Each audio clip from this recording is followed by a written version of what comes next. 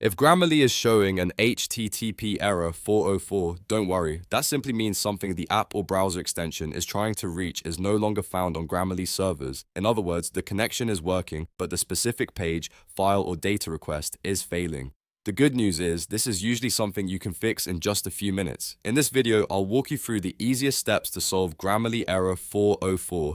And if this helps, make sure to hit like and subscribe for more simple software fixes. Let's get into it. First, start with the fastest and most effective fix: reinstall the Grammarly extension.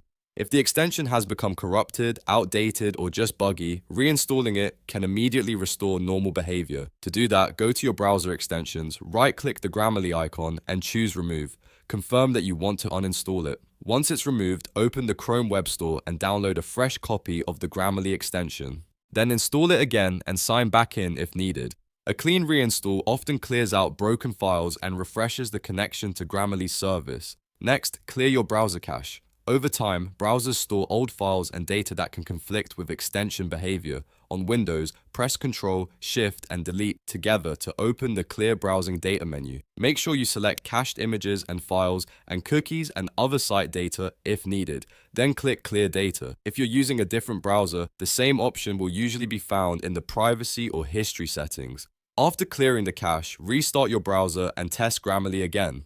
This step is especially helpful when Grammarly is loading outdated resources or trying to access old web content. If the issue is still there, the next thing to check is other browser extensions. Sometimes ad blockers, VPN tools, privacy extensions, or script blockers can interfere with Grammarly and prevent it from loading the right page or server response. Temporarily disable any non-essential extensions one by one, then refresh your browser and test Grammarly after each change. If Grammarly starts working again, you found the conflict. From there, you can leave that extension disabled on Grammarly-related pages or adjust its settings so it doesn't interfere. Now let's make sure your browser itself isn't part of the problem.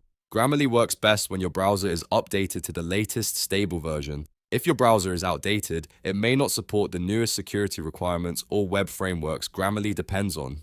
Open your browser settings, check for updates, and install any available version. Once the browser updates, restart it completely and try Grammarly again. This step is easy to overlook, but it can make a big difference when web apps start throwing strange errors like 404.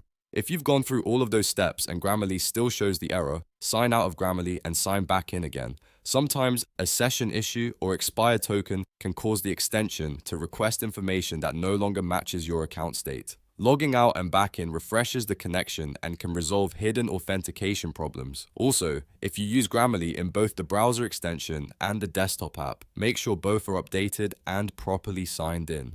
So to recap, if you see Grammarly error 404, reinstall the extension, clear your browser cache, disable conflicting extensions, and update your browser. In most cases, one of those steps will fix the problem quickly and get Grammarly working again. If this tutorial helped you out, please hit the like button, subscribe for more troubleshooting videos, and I'll see you in the next one.